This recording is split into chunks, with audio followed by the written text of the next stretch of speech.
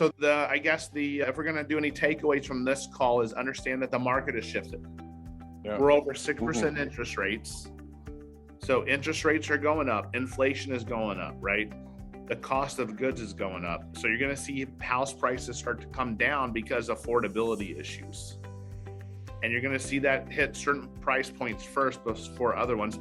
And it's going to be different for different markets. But overall, you're going to see days on market go up.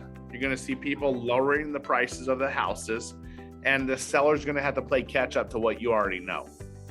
So part of this is also understanding there's going to be a little bit, and Mike nailed this on the head, is you almost go from like chasing deals to now sellers chasing you. They'll start chasing you because now they don't have that many options. Before, when it was a seller's market, they had a ton of options. Now we're going to go in a buyer's market. If they want to sell cash and quick without any hassle, then they're going to have to go through us, and the price is going to have to reflect that. It's a good thing for us. And by the way, the reason why I think it's a beautiful time for us to be at this time in the market too, is one of the best things about wholesaling, and one of the most important things about wholesaling, is we need to have equity in a house. Do any houses have equity right now?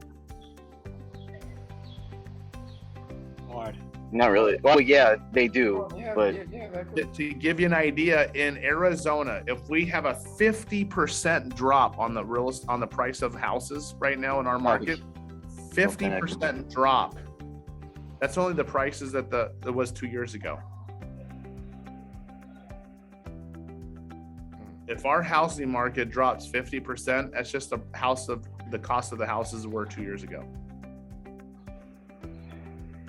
So a lot of cities and a lot of homeowners that bought homes a few years ago have some equity right now.